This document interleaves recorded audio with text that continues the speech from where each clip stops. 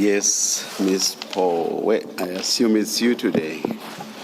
Good morning, Chair. Good morning, Commissioners. Chair, we are ready to proceed and present the evidence of Witness B. She is logged on. Witness B will be the second of 3 witnesses who will testify in the form set out in the amended ruling earlier this week. Chair, I've confirmed with Witness B she will be taking the oath. Thank you. I think I'm the one in terms of terminology who misled you. I think both are oaths actually, but it's just that one swears and the other one affirms. So don't blame yourself, blame me from yesterday. I wholeheartedly blame you. Witness B, good morning.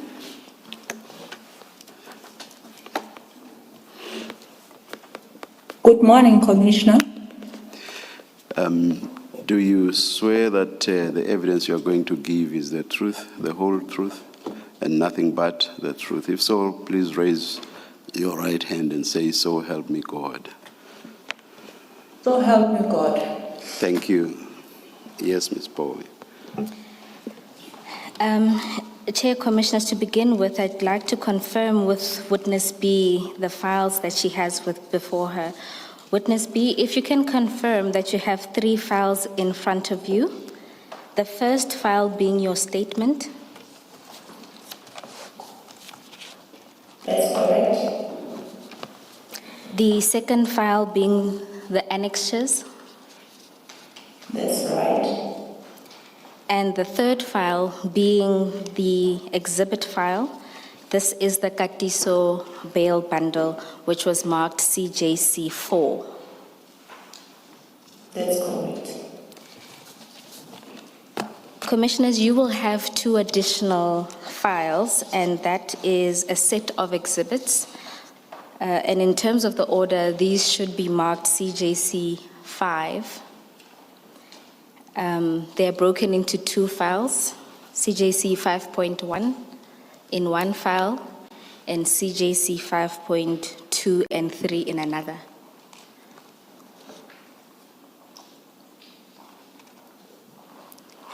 Chair, I've got file 1 of 3, 2 of 3, and CJC 5.2 and CJC 5.3. I think you mentioned something else. What is that? That would be CJC 4 from yesterday, the exhibit file. 4. The Katiso bail bundle.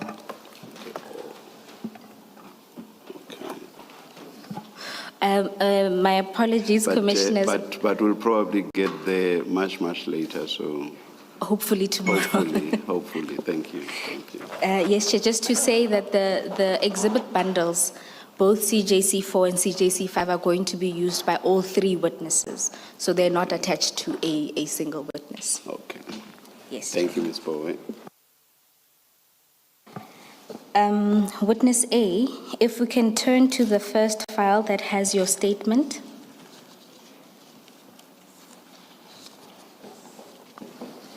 It's in front of me. Please confirm that this is a statement you have prepared for purposes of giving your testimony before this commission. I confirm. And if you turn to page 50 of the statement, please confirm that that is your signature at the end of that statement. Yes, indeed it is. Commissioners, having confirmed the statement, we will now proceed to deal with the contents thereof. For anonymity purposes, we don't propose to deal with much of the service history and part of the introduction. We'll focus on those parts that do not reveal Witness B's identity. Witness B, can you confirm the correctness of paragraph 1 of your statement? That's correct. And in paragraph 2 and 3 of your statement, you deal with the cases you're investigating, can you briefly take the Commission through these cases and the charges that are involved in these cases? Yes. The charges, actual fact, I'll start by the case numbers. It's case number, case number 27544/2024. As I would say, it has its babies, of which it's Brandy, case number 149/4/2024, also care profile 77/4/2024, and Sunnyside case number 286/1/2024. And then the charges thereof permanent is murder, clerk refers possession of unlicensed firearm, Bramley's possession of unlicensed firearms and motor vehicle. Sunnyside, it's hijacking. Thank you, Witness B. At paragraphs 4 to 6, you deal with your service history. Can you confirm the correctness of these paragraphs? Yes, that is correct. Witness B, at paragraph 7, you deal with the SWAT murder. And before you go into the murder investigation itself, you talk about complexities that you faced. Can you take the Commission briefly through these complexities and the unique challenges you faced?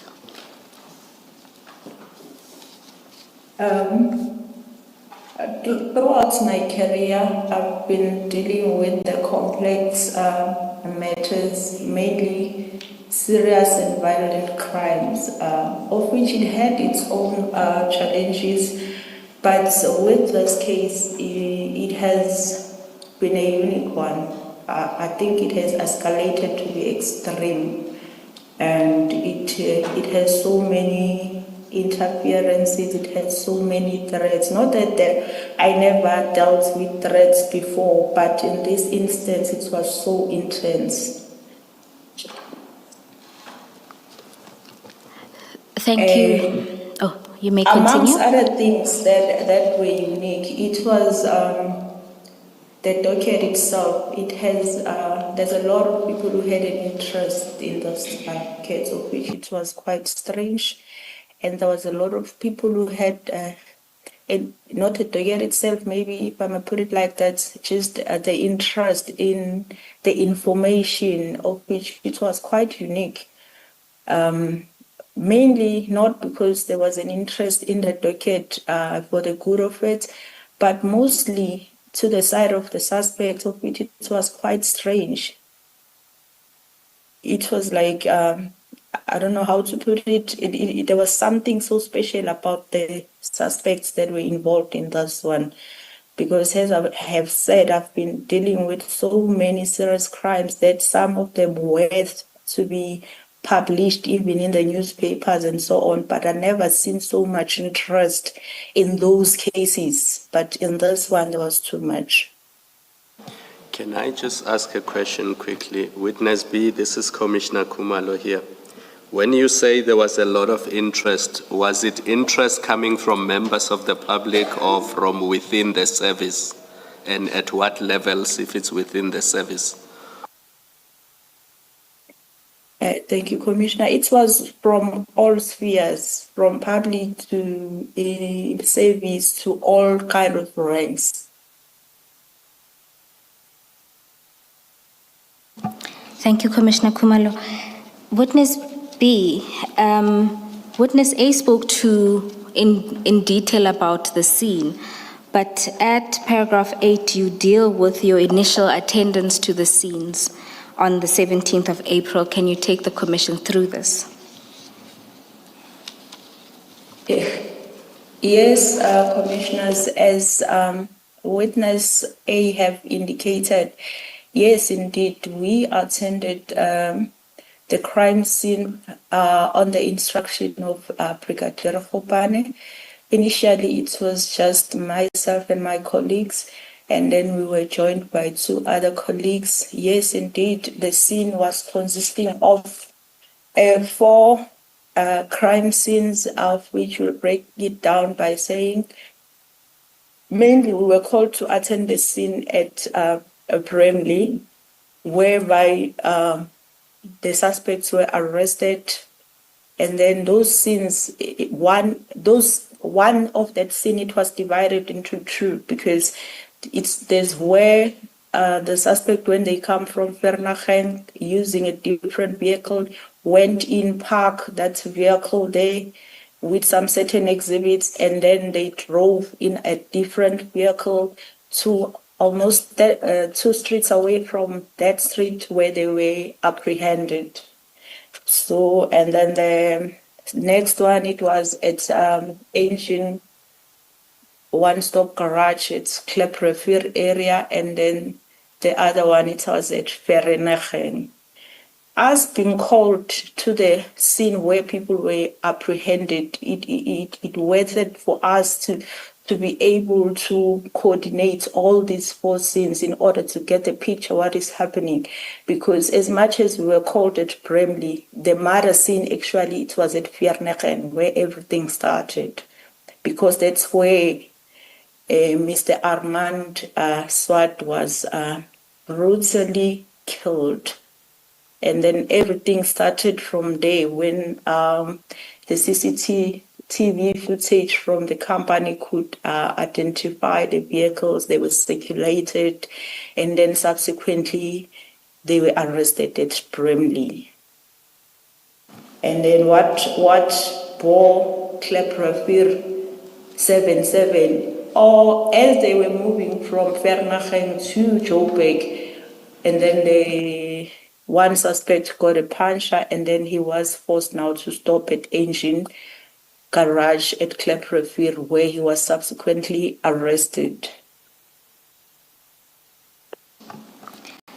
Thank you, Witness B. And at paragraph 10, you deal with the 3 suspects arrested. Can you explain that to the Commission? Oh, yes. As I've said, we first attended the scene at Bramley, where we found 3 people contained at that point, of which we ought to interview each and every one. Subsequently, only 2 were detained. 1 was never detained, given the explanation and the connection to the crime. It didn't warrant him to be arrested. Therefore, the 3rd person that we talk about in this whole thing is the one that was arrested in Kleprefir, who was part of this crime that happened at Vereeniging. Let me first say what happened at Vereeniging. At Vereeniging, there was 2 cars that were there, of which one is an I-20, white I-20 Hyundai, that had 2 occupants who I would say they were shooters, because they were the ones that confronted Mr. Swart and brutally shot at him. And then there was the one that was scouting. But when you look at the video footage, you can see that those both cars, they are together, they're working together, and there's one portion where they signal to each other to show that they're working together.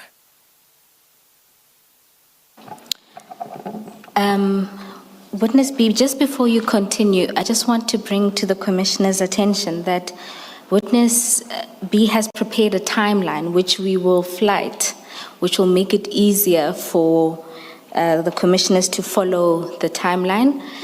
We will also be using other visual aids which will also be projected. These are covered extensively in the statement, but they're just an infographic representation of what she'll essentially be explaining. So we'll ask you to also have regard to the screens in front of you. Witness B, you were going to touch on the names of the 3 people who were arrested on the 17th. Yes, the first 2 people that were arrested at Bramley, it was Michael Puletau, who is an ex-police detective at Johannesburg Detective Branch. And the second one, it's Musa Kekana. And then the third one who was arrested at Kleprevir, it's Floyd Diego Denny Mabusela. Thank you. At paragraph 11, you deal with the roles that each of these individuals played. Can you explain this to the Commission? Yes, as I've already indicated, these people were driving in two cars, of which in one of the cars it was two occupants. Two occupants, it was Musa Kekana and Bullet Dow. They were the ones that actually the shooters. And in one of the other vehicle, it was Denny Diego Mabusela, of which his role it was scouting. And the one in which Mr. Tau and Mr. Kekana were in, is that the Hyundai? That's correct, Commissioner. It was a Hyundai i20. At paragraph 12, you deal with the summary of the evidence used to link the three accused persons. Can you take the Commission through that? The evidence that was used, it comprises of different methods, if I put it like that. That will be including a video footage, and I've indicated that at QTech there was a video footage that gives us a glimpse of what happened there, and that actually helped the investigation by leading the police to know which vehicles that subsequently with that information they were arrested at Bramley through the information that was extracted from that video footage. Other than that, there is also witnesses that managed to take down the registration other than the footage, because in the footage you hardly see the registration, but with the help of the witnesses that were in the vicinity at the time, that quickly thought of taking down the registration and escalated to the police. It made it easier to be able to track these vehicles. And then other than that, there was a lot of investigation tools that were used, including cell phones. Hence, I believe that, I don't believe, I know for sure that Witness A has touched on the exhibits that were found shortly after an arrest, that amongst those, it was cell phones. And as much as I was busy with other things, I couldn't follow everything that he told the commissioners. But it's worth noting that during the preparation, this kind of matter, it was not just the hit and run one, it was well prepared. Amongst the preparation, it was that the suspect will leave their personal phone, record phone, to them at home, and then use what we call burner phones, the phone that is not easily traceable, that will be mainly used for the certain job and discarded. But the fact that all those phones were recovered during arrest, it helped a lot to link the suspects and the crimes, all four crime scenes, if I may put it like that. Other than cell phones, people, footages, there was also firearms. Hence, we know that at Vereeniging it was a brutal killing. Obviously, firearms were used, and then subsequently firearms recovered. That also helped in the linkages. Sorry, Witness B, The video footage at QTech around 7 o'clock on the 17th of April 2024, does it actually show the shooting incident? Because as the commission, we've only seen the still shots of the CCTV, but the video footage that you have watched, does it actually show the occupants of the Hyundai firing at Mr. Swart? Thank you, Commissioner. Yes, of course, it shows the shooting, but maybe if I should paint a picture, yes, you can see the occupants that there are two, but what you cannot see, it's their facials to be able to identify from there. Thank you.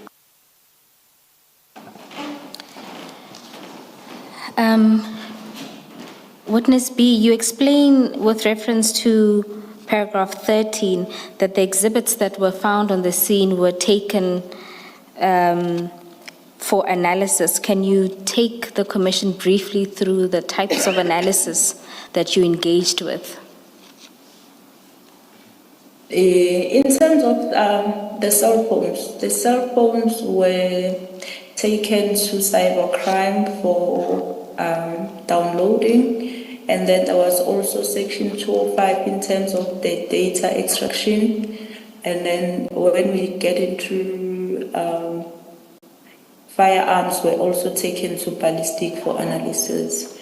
And then when I'm talking about the cell phones, well, with the section 205, looking at the data, it was quite a quicker process, but when it comes to downloading, it took a little bit lengthier because of its dynamics and obtaining of the warrants and then the specifics to the people that are going to extract specific in terms of what the magistrate is looking for. So if I may put it like to say that one, it delays a little bit because you prepare a warrant. When you get to the magistrate, he might be taking you back to say rectify here and there. You go back, you rectify. You come back, the magistrate is satisfied. When you take the actual exhibits to cybercrime, they say, no, we don't want it like this, we want it like that. And then there was like those pulling all in and out, because when you get to the magistrate, you might be saying, no, but I'm supposed to give the permission. They can't tell me how to do it. They must follow what I'm saying. So there was like those struggles of which they might have taken a month or two. That's why I'm saying it delayed the whole process. But in terms of section 205, that was quicker. And with that only, without even having the downloads, we were able to have some linkages. We were able to identify certain people of interest. Witness And B. mainly we were able to place the accused in the crime scene. Yes, Witness B, for the Commission's benefit, the Section 205 you just talked about is to obtain the call data. Am I correct? Absolutely correct. And the firearms would have been sent for ballistic analysis. That's right. Of which that was also not a lengthy process. It was just a quick one. Thank you. The next topic. Sorry, because there's mention of more than one place where ballistic testing was sought. Please mention the name of the first place you sent these to. The first place, it was ballistic at Silverton. Maybe it's worth mentioning that the firearms after recovery were sold by a photographer, LCRC member, and then booked at Bramley SAPS. The very same member went to Bramley SAPS and booked those exhibits to the ballistic. Well, in that process, I was not the one, but was communicating with the member to ask him to take those firearms as quick as possible to the ballistic. Witness B, can you just explain what LCRC is, just for our benefit? LCRC is Local Criminal Record Center. Thank you. You then start to deal with a different topic, and this relates to the accused's first appearance on the 19th of April. Can you take the commission through that?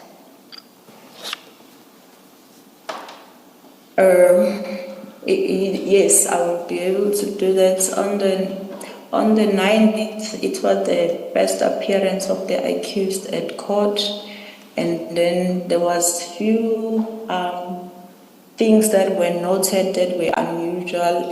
Hence, I've said we've been at court like all our careers, but in this one, there was some unusual things that happened at court.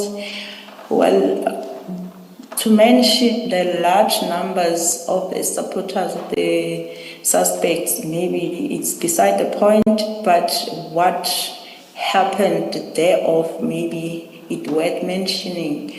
I would say amongst the troops that were there, what we've noted is that the interest more than to be at court, it was on us. As much as we would identify people trying to take a video footage of us, and then some of the things were informed by the security at court, because they also noted some strange stuff. Like they came to me, they know me because I've been to that court in the past, and other matters they might be telling me that, hey, these people are trying to take your photo, but we've controlled it and everything. Some of the things that we didn't see, the security informed us about. And there's this one particular utterance that was uttered by a certain lady that I think it's also worth mentioning. She was like saying out loud, like more like bragging, and intentionally so, because we were close by. It's like, you know, when someone is trying to indirectly convey a message to you, but not really saying it to you, but knowing very well that you'll get the message. She said, Katie will make this thing disappear. Like, we didn't understand where does it come from and why is it necessary and why so loud and so bragging, why also next to us. And then after that, after the court, well, all that happened, we noted after the court, when we have to disperse now, I've noted that most of the people that were at court now, we were all out in front of the court, but we were standing like not far from each other, still briefing with each other. I was briefing with my colleagues. They were standing just there looking at us. And I've noted, and I told my colleagues to say, you know what, those people, I feel like they want to see which car are we going to ride in. I don't feel comfortable going to the car, because I was supposed to drive my car all alone, and I didn't feel comfortable about that. And then, but anyway, the team felt that we will stand here until when, if they don't move. If eventually they want to see that and they invested to see it, then they won't move until we move, and then we'll wait here until when. And then I asked one of my colleagues to come drive my car because I didn't feel good about it. And then indeed we drove in 3 different cars, and then witness B being the one at the back, I guess he touched on this, and then he noticed certain things, and then he contacted us about those, and then we stopped at the garage not far in the town there, and then we debriefed, and then we tried to say, let's now you keep driving my, not jumping into that car, because I cannot drive alone now. And then let's see if they're still following us. And then indeed, they keep on following us, of which it was noted they even tried to drive us off the road. And then amongst the cars, if I may make mention, at a later stage, we get to know who are they linked to. Not all of them, but one of the cars that were in the convoy that was following us, driving us off-road. When we're doing other duties where the suspects are concerned, we find it parked there in that house. So we started to recall to say, oh, but this car is one of those cars. Witness B, I'm going to take you back just to ask, in high-profile matters, is it regular for the people in the gallery to have an interest in you, or was this something that was unusual? It was very unusual. It was very unusual. People, they might become support the suspect and all that, but not really to take interest on us. And when you deal with the cars that followed you after the proceedings, you mentioned that one of the cars you spotted while you're doing investigations over there. You said a house over there. Are you at liberty to disclose where you saw some of these cars at a later stage? Okay. Maybe I'm gonna jump the miles now, because with everything, the arrest on the 19th, there was bail applications, there was bail on new facts, and subsequently one of the accused got a bail on new facts, and he was given strict instruction to stay at home in Warawara. And then I was also tasked to time and again to go and check him, of which I didn't for the longest time. But on that one day when I decided to go and check him in his house, that's where I found the very same car that I'm talking about parking outside his house. And just for clarity, the accused that you're referring to is? It's Mr. Puletau. And what car was this? It was a RAV4.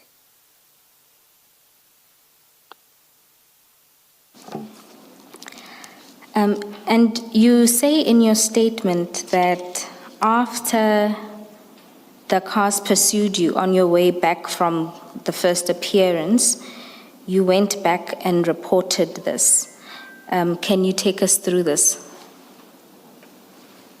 Oh yes, we went back to the office and we reported those occurrences, of which subsequently we were advised to do some TRA, to fill in some forms in order for TRA to be conducted on us, of which we did. We did fill the forms. We submitted to the office of our Colonel Mgwena. However, unfortunately, nothing really came forward for this effort.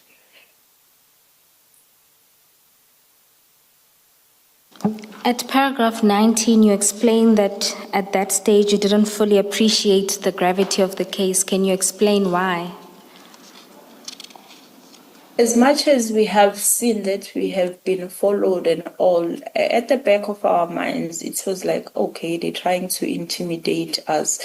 We didn't know how deep it is, because even when we were confronted for the first time by the name KT, who's gonna make this disappear, we didn't really at that point know who's KT, how is he connected to, how is he gonna make this disappear, what powers does he hold to make this disappear. As much as we were aware that this has a potential danger, but the degree we didn't really understand it at the time. And did this inform you not escalating this formally with your commander? I wouldn't say we didn't escalate it formally. The fact that we went back, we went back and reports and the steps. It's not a small step to fill the TRA. It means we were saying, please look at this. There's a potential danger here. It's just that there's nothing that came forth out of it. Maybe to look at. Maybe we should have known about the dangers right there and there. Thank you, Witness B. In your statement, you move on to the next topic, that is the phone analysis, and you take us through the two processes that are followed in this regard. Can you explain this to the Commission? Oh, yes. We have, as I said, we first got a Section 205 for data. And then after that data that we've applied for came back, then there was another process to analyze it. And to through those analyses, there were linkages that we had out of that process alone, let alone the downloading. And then we have the second part that I said it took a little bit longer, of which now it's an actual downloading of the cell phones, where now we can be able to see the communications, the WhatsApps, the messages. But with the data, mostly we could see that there was phone calls from to, but we won't really see any messages, to be precise, mostly. But when we take to the other process where now we can follow, like even the messages, we can hear what was said to who, that's another process. That's why now I'm saying it's two. And that's why earlier on I said as early as in the process of data analysis, we're able now to link the suspects to the crime scenes. We're able now to link the extended people that I would call in people of interest. Now you can see now that this person has been contacted prior, during, or after the crimes are committed. Then that's why at the time we said it's a person of interest, because it was worth pursuing why. Witness B, can you just clarify paragraph 21 of your statement? You say there, after seizing numerous mobile phones found at the scenes, does that include Vereniging, or are you only referring to Bramley and Q?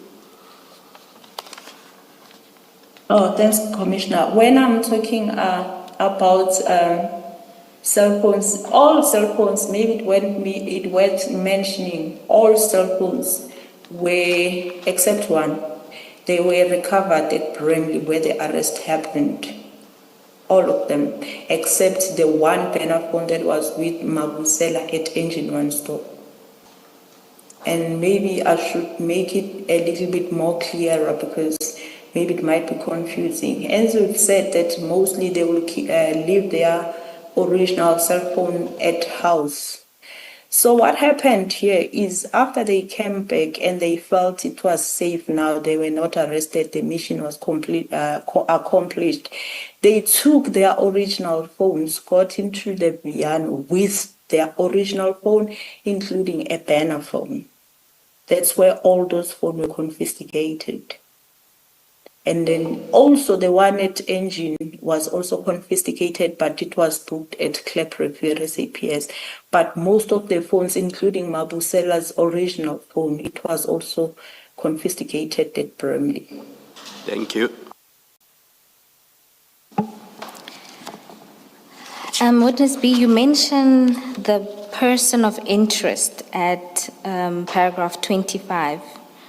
Will you share the name with the Commission?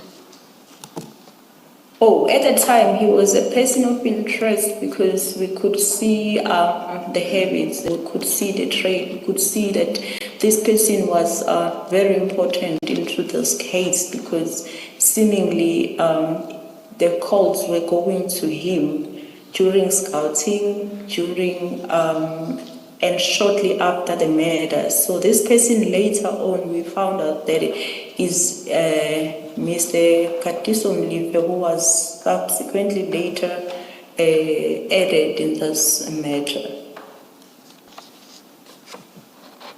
Yes. Witness B, then at paragraph 26, you deal with how Mr. Molefe was then linked to the Swart murder. Can you take the commission through this process? Oh, yes. Besides what I've already touched on by the cell phone data, and it goes a little further more because even the downloads, they still bring him closer to this case, not even closer. He's part of that. What I can say now, there's a date that I'm gonna mention, but maybe before I go to the date, let me first explain to the commissioners as to why are we here in the first place. This all started when the company at Transnet called SK Group was awarded with a tender.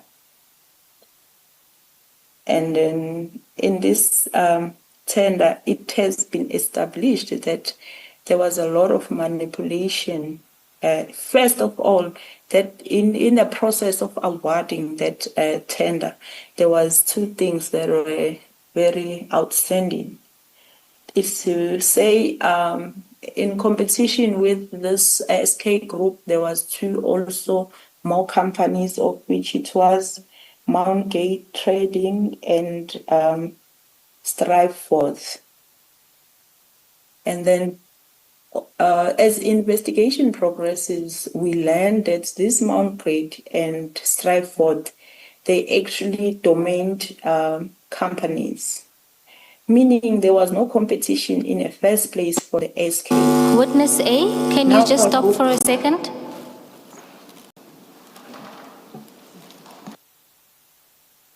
Our apologies, Witness B. We were just having a technical difficulty. Can you explain the scheme again, the Transnet scheme? Okay. Yes, it starts from a tender that was awarded to a group called SK. And then the SK group, the awarding process itself, it shows that there was a problem because the two competitors, it was Strive and Mount Gate. When we do investigation, we can tell now that those two were just domained companies, meaning this SK didn't have any competition to start with. But I'll go back to SK itself. SK itself, it's connected to the person called Lucky Mlive. Lucky Mlive is the nephew to Katiso Mlive. This SK group was awarded this tender, and then after it was awarded this tender, all we can tell it was a manipulation because of these two companies. Already Lucky Mlive is the buyer, is the one who was facilitating this process. So already Lucky Mlive knew that he's going to give it to SK because these ones were just there to make it look like, but it was not really the true reflection of the competition. There was no competition for SK. However, what makes this thing complex is that we have a company called QTech that has a relationship with Transnet for over 40 years. And it has been supplying Transnet with, they call it springs and accessories. I don't know the right word, but it's a small spring. I've seen it during the course of my investigation. That was supplied to Transnet straight from them as they are the manufacturers. However, in 2023, they were surprised because they learned now that there is this SK group coming to them to buy the very same spring that they normally supply to the Transnet. But in this instance, it looks like the tender was awarded to SK, and their first surprise it was normally the tenders are advertised, and this one it was never advertised. They were surprised to see that there was actually a tender by this SK coming to them to buy these springs. But it gets worse because now they sell these springs with legally like 3.95, but nothing more than 4 rand each. However, the SK group, when they submitted their purchase order to them, they were shocked to see they selling the very same spring that worth 3.95 to Transnet on the price of 151 rand.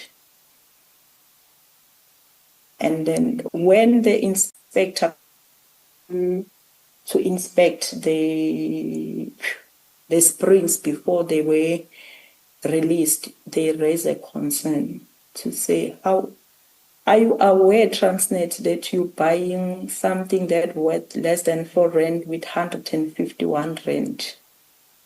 And then the inspector said, no, we're not aware, but I'm going to escalate to the managers, of which, according to the inspector, he didn't. But eventually, like, he got to know about the grief of the Q-Tech. That's where the problem started now, because suddenly there was a new purchase order with now an amended price that was now 5.10 rand that was sent to Q-Tech now. Now they've got 2 different prices with 2 purchase orders. Seeing what they've seen, they've decided now to report this matter. There's a whistleblower from the company that decided to report to the Department of Enterprise. And then that's where everything started. Then the department tasked the Transnet to have an investigation. Then investigation ensued, and then eventually, like, he was requested to finish the processes of the tender that was awarded to SK, of which he delayed. He delayed up until the 12th of April. That's where everything started to connect the dots to our case now, because the investigating officer from Transnet, he then now confronted him to say, I need those processes, papers. So, and then we see something happening now in this case. Exactly on the 12th, we see Tao driving to Katison Lipe's house, according to the data. And then also the tracker, the vehicle tracker. And then they both drive to Q-Tech for the first time. They go scout there. Witness B, And that scout... before you move on to that portion, perhaps to just point out to the commissioners that the scheme is described at paragraph 36.3 until 26.3 till 26.5. Witness Do we have that graph that was displayed? We can make it available. So that we can insert it into our files. Certainly. Thanks. Thank you, Commissioner Khumalo. Witness B, if you can then start at paragraph 26.6. This is now where you deal with the relationship between Mr. Lucky Molefe and Katiso Molefe and his, I guess, the request for assistance in this regard once the scheme was discovered?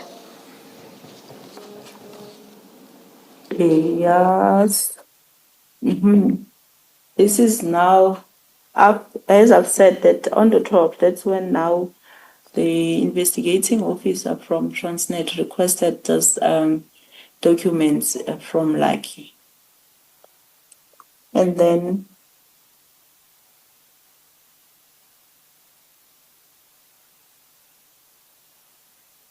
okay, maybe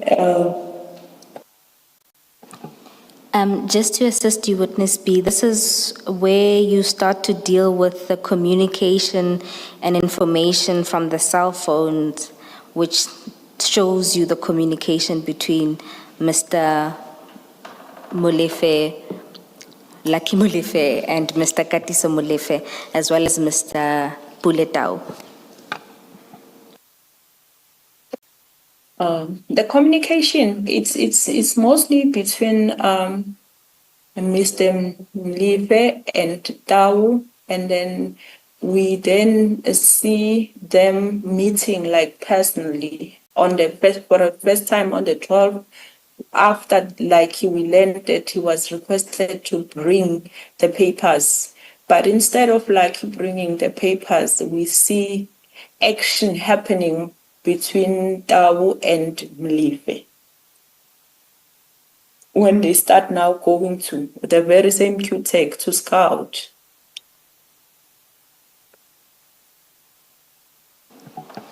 And that you could see that from a data that Dawu drove to Katiso's place, and then they were together picking up at the same tower at Katiso's place. Shortly, they didn't even take some time. Shortly, they both seen driving together to Bernachem at QTech. And then from there, they go back to Katiso's house. Then Tau goes his way. And does the scouting only happen on the 12th of April? That was the beginning. That was the beginning of it. That's why I'm saying it was triggered by the investigating officer requesting these papers. Now it seemed to be urgent. Something needed to be done urgently. Otherwise, there was going to be problems. Because from the 12th, there was a scouting. The 13th, there was a scouting. The 14th, there was a scouting. The 15th, there was a scouting. The 16th, there was a scouting. Subsequently, Armand was killed on the 17th. But there's things that happened in between. We see Katiso sending a name and a number of the intended, supposedly they thought it was a whistleblower, but let me just say of the employee from the QTech. He sent it to Tau. Tau started sharing this with her girlfriend named Lerato, asking her to search and find who is that person, of which Lerato indeed she searched until she find the intended target with his boss, and she sent it back to them, to Tau, let me not say to them, send it back to Tau, send it back to Katiso, and they agreed that this should be him. And then the scouting continued, and then we could see there was a testing of vehicles and so forth. And in one of the days, we could see Tau's Viano there up until the knock-off time where everybody will leave QTechs. I think they were trying to identify the target. And what is notable, after the 16 from scouting, they go back to Mlive again.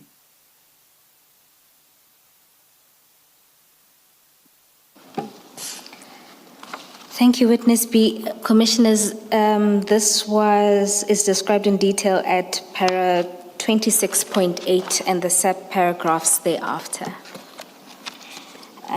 Maybe just before you leave 26.8, Witness B, you say at one point Katiso Molefe sent details of employees of QTech to Mr. Tau. That's correct, Commissioner. Yeah. That's why now he sent the cell phone number of the person that was intended to be shot, that was believed to be a whistleblower, and the name. I don't know if it's safe to call out the name of the victim. No, Witness B, that's not necessary. But it was not Mr. Swart, is that correct? No, it was not Mr. Swart.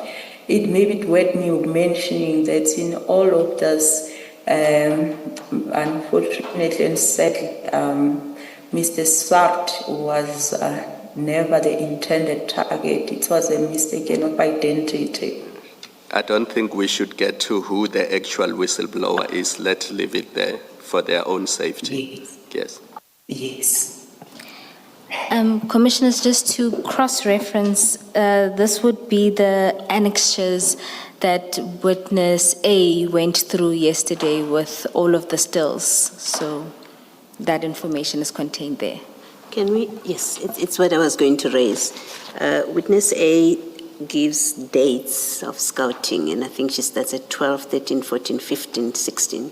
I think it will be helpful that you cross-reference from yesterday's files, that you tell us the 12th is this exhibit that we looked at yesterday, the 13th is this, because to read this without reference to annexures will be very difficult when the witness is not here.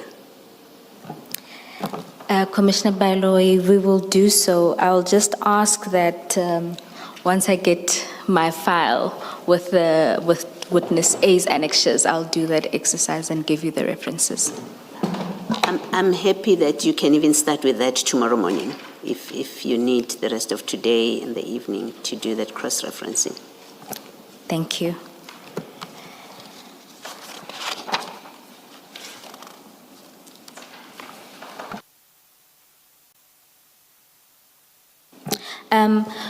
Witness B, at paragraph 20. Sorry, before you move off this, at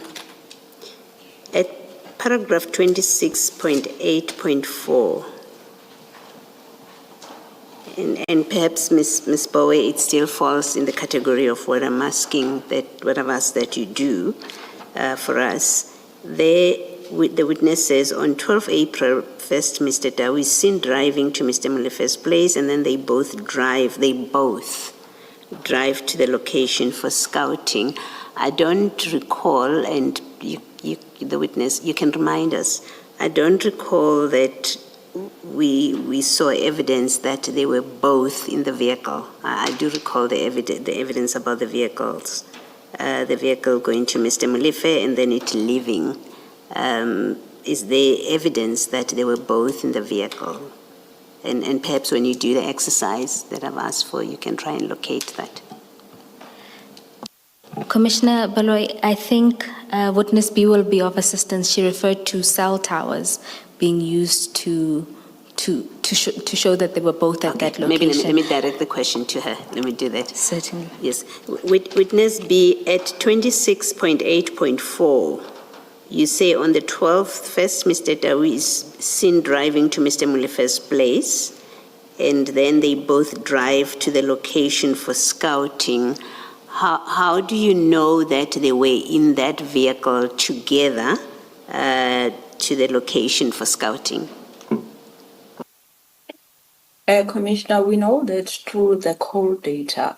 It's the call data that informs us that you can see from the Tau's call data and tracking reports driving to Mlife, and then from Mlife's house, according to call data, they both driving, picking in same towers up until at Vernach Q-Tech where they were scouting. Why I would refer to say they were driving together. I'm very much aware of the explanation that he gave during the bail that he forgot the cell phone inside Daw's car. But I'm not convinced, commissioners, because in between he was making calls, let alone receiving calls. Receiving call, I will maybe give him a benefit of the doubt because even Dow can answer. But making calls from your phone, that's extreme. And I know he was using iPhone, and I'm definitely sure that Dow wouldn't be able to access iPhone without him because I know the security is in the iPhone. I'm using an iPhone. Thank you, Witness B. Thank you, Commissioner Paloi. Witness B, you wrap this section up at paragraph 26.9, where you talk to the motive. Can you explain this to the commissioners? With reference to paragraph 26.9. Thank you. Yes, the motive, yeah. Hence, I reference to the 12. We say we see something common about the date, the 12, because the 12 is when now, like, he was pressured to give the documents, and knowing that there was manipulation in this, and that would have costed him his job and everything that he worked for. And then instead he reached out to the uncle, and the uncle called out to the friend, and they both start scouting as immediately as they eat the 12, because the 12 is the genesis of why we are here now. And then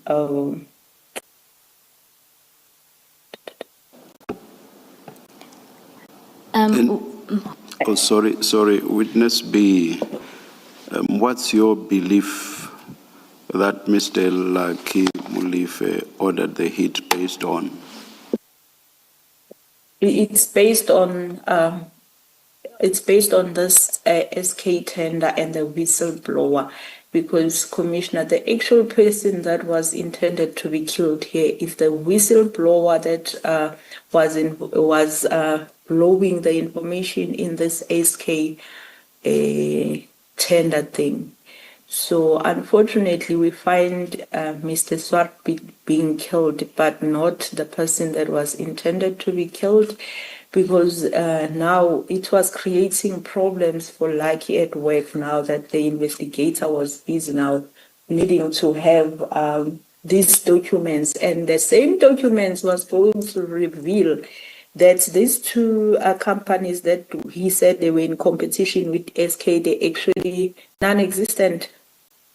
And the SK itself, it has its own problems, because the investigation has revealed that even there, it was a pawn in Lucky Mlife and Tapelo Mlife, who's the son to Katiso Mlife's pawn, because when the money was paid now, maybe I don't know if I'm going too forward, but when the money was paid now to this SK, what happens? It gets paid to SK account, but the whole amount is transferred to Tapelo Mlife's account, and Tapelo Mlife is the one paying people, including the so-called director of SK.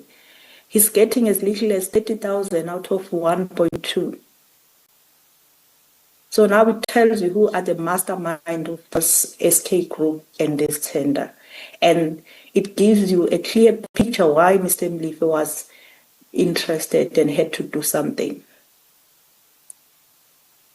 because he was protecting the interest of his own son and the nephew.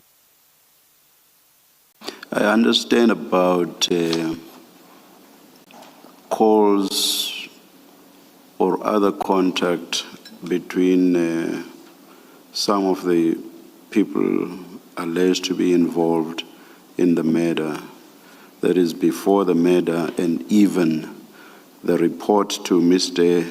Katiso Mulefi after the murder, that I think it said, Abuti, we are fine, something like that. So I would understand the basis for inferring or concluding that Mr. Kadiso Molefe could have ordered the hit. I'm not so sure that I get how you get to the conclusion or inference that Mr. Lucky Molefe could have ordered the hit. But I will leave it there. You have made your point. Commissioner, can I add a little something on Molefe? Yes. Molefe, meaning Lucky. Lucky is the person who awarded this tender to SK Group. And Molefe is referred to as the buyer at Transnet. Definitely, Molefe, Lucky is not the first time he buys these certain springs from for Transnet. And Molefe is at the liberty to look at the history in the system for the people who have been supplying them with the springs, of which, at the most, the people that maybe were expensive, they were not above 6 rand mostly. I'm not talking about where he facilitated, where other employees facilitated the process. The least is 6 rand. But in every tender where he was involved, it's 100 plus. So, what I'm trying to put out there is to say, Molefe, it's not only this tender that he awarded in this fashion. So opening an investigation for him, it was crucial because it was gonna expose not only this and others as well. That's why this whistleblower had to be taken care as quickly as possible before everything came to light. And perhaps Witness B, just to clarify with reference to the infographic, there's a dotted line next to Molefe on the right where you mentioned that further investigations have found other schemes. Can you explain that briefly? That's correct. Unfortunately, that's it's still under investigation, but it's safe to say it's more than one. It could be 10, 15 or 3, but it's more than one. Thank you, Witness B. Sorry, Commissioner. One last information that I forgot to include where QTech is concerned. That's why it was so important to eliminate QTech, is that on the system, they've been having this relationship with Transnet for over 40 years. But when at the first value investigations were done, it was so strange that they were not appearing in the system. Somebody had deleted them so that it can never be seen.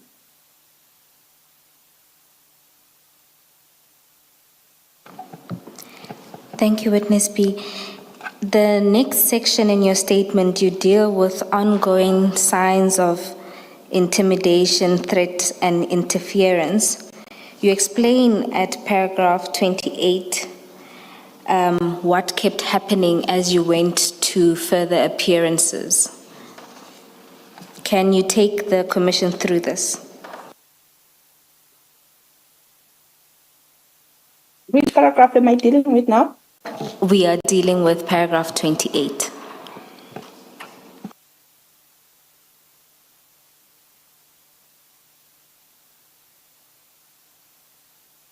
I'm trying to follow so that just to explain to the commissioners that the witness has a slight problem with her eyes. So we are trying our best for her not to read. So sometimes that's why we give cues. Yes. This is where you talk about some of your experience with the ongoing court appearances. Oh, yes. That will be obviously Not ongoing signs of intimidation, threats, and interference. Yes, Chair, that, but with reference to when they go to further appearances, that's the first line of paragraph 28. Oh, thank you, thank you. Oh, yes, the following, it's worth noting that it was not for the first appearance only. It has been going on, and then people trying to take photo of us, it has now became a thing.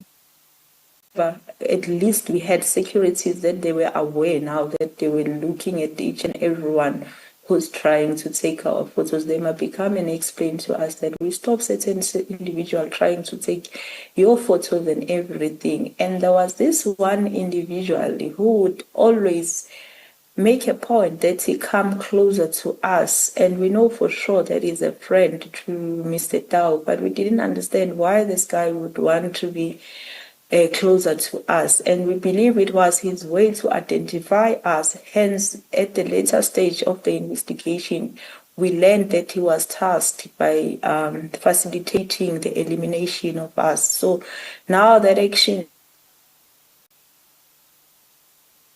maybe somebody needed to see us and he would say, the ones that I would go closer to them, it's them. I don't know.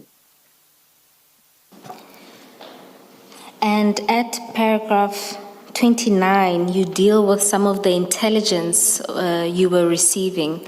Can you tell the Commission about that? Yes, and then this would be the information that will be deliberately delivered amongst the team to say, you have only, you, like us investigators, you only have two options. You only have an option to accept the bribe and do what those criminals want, or you'll die. Actually, the second one, it's not even an option. It's like that. It's either you do this or you will die. And then where the suspects were concerned, there was a time where a person was informing one of our members to say, now there's only three options. The suspect will escape, the suspect will kill you, or the suspect will buy his way out. And based on... So it was like these bribes were not coming in a form of like enticing you anymore. It was coming in a form of threatening you as well. Let me understand the evidence on the bribes. Before today, I don't remember, I may have forgotten, but I don't remember that there ever was a categorical offer of a bribe. There was mention of envelopes, one envelope being for the prosecutor, another one for the investigators, plural, and another one, was it for the judicial officer? Yes, 3 envelopes. And my understanding was that witness A inferred from that this was an enticement to you, the investigators, to take a bribe on the basis that the reference to envelopes was reference to bribes. He never, if I'm correct, ever said that an offer was made. Here's a bribe. Take it. If you don't, B will happen. I may be incorrect. Chair, that is correct. Witness B is referring to what informants that they work with would tell them. So not an express But perhaps Or let's this- direct this to the witness to explain it. But it's more that this was outside of official channels. This was their informants informing them that you have these two options. All right. Maybe let me just listen. I will hear what witness B says when they visit Pretoria. I will say nothing about who they were visiting in Pretoria. Thank you, Chair. Witness B, do you want to comment on the information you are referring to from informants on bribes and the threats that you were facing? Yes, I would like to comment. Commissioner, maybe just to put everyone on the picture of what was happening here. And yes, I understand we say informant, but this kind of informers, actually, let me say the one that was telling us that information, it was not somebody who detached himself from the closeness of the suspects, if I may put it like that. He will put it in a way as if it's a message.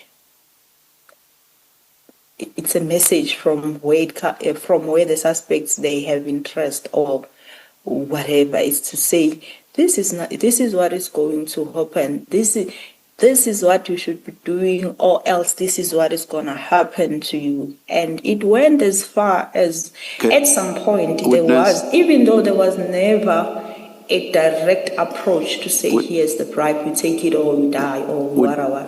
But there was the point whereby an amount was mentioned Witness B, through inform.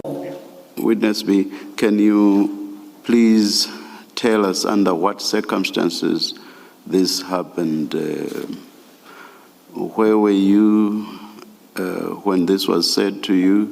Where was the person who told you this? Were you in the presence of each other? Unless you are not willing to tell us who this person was, who was this person? Can I not say who was the person, but I would say this information to me, it gets to me through the colleague, because this informer is directly reporting to the colleague. I was saying at some point, the very same informer told the colleague that the amount that was already paid to the investigators, let me say to me in particular, he said I was paid 1.2 meter. And this information comes shortly after Dow is granted bail. He said, you see, I told you that this person has been paid. Like he's speaking from the point of knowing, even knowing the amounts. And everything that he has warned my colleague about, it's happening. So it's easy to believe such person when he says tomorrow this person is going to get paid and the person gets paid. Now he tells my colleague that I've been paid 1.2. So he was supposed to believe even that. But unfortunately, he knows me better than that. And are you also not willing to tell us who the colleague was?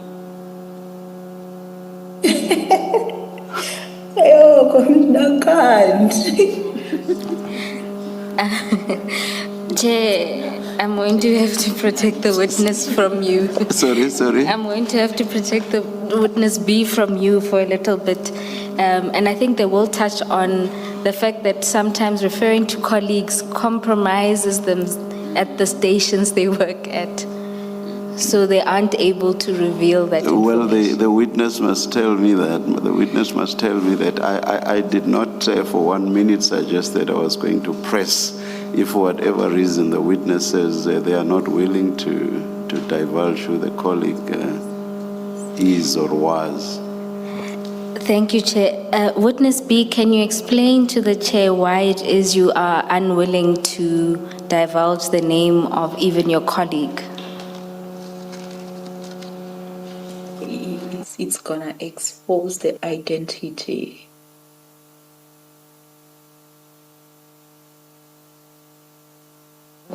I'll leave it there. Thank you, Chair. Witness B, you explained that after this, the escalation or ongoing threats and intimidation, you took measures to protect yourself. Can you take the Commission through what measures you adopted?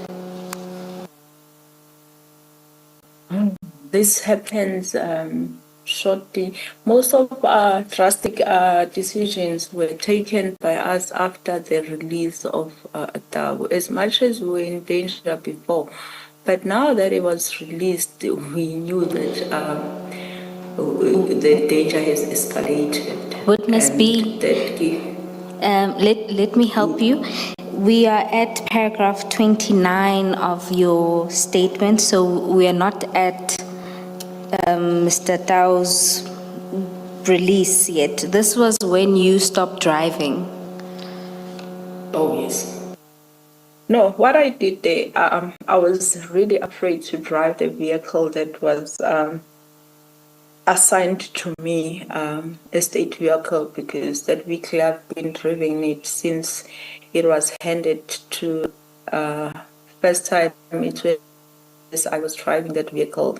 So it was easy to track me on that vehicle. Therefore, I was afraid to drive it. And I gave it to my colleague to drive it, and then I stopped completely to drive it. And at paragraph 30, you refer to assistance that was given from a private security company. Can you explain this to the Commission? Yes, this assistance happened shortly. As I'm saying, maybe I'll be too forward because some of these occurrences happened shortly after the DAO was released. Even me stopping driving the vehicle, that was exactly the time. When I stopped driving that vehicle, and then we got assistance from the private security that was helping us during the course of investigation, giving us protection, because it was becoming so impossible now to do investigation out of fear, knowing that Tao is out there, and we learned that he already, while inside, tried to facilitate our assassination. Then now that he can do it himself, it was so difficult. And at paragraph 32, you deal with the threat and risk assessment that you initially done. Can you explain this process?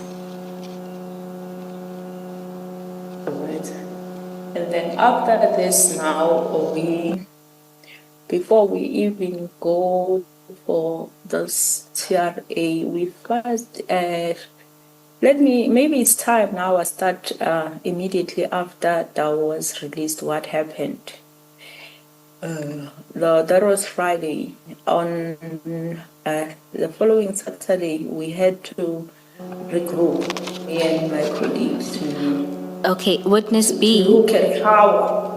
Witness B, let me stop you because chronologically that happens a little later. So perhaps before we deal with the drastic steps that you took after Mr. Buletao's release, let's first deal with then the meeting with General Shibiri that happens in the 15th of May. So you deal with this at paragraph 34 of your statement. You start from the call you received from Colonel Mukwena. Can you take it from there? Oh, yes. And then on this day, it was after hours. I was at home already. And then I received a call from Colonel Mukwena. And then he told me that he was with General Shibiri, and he had over the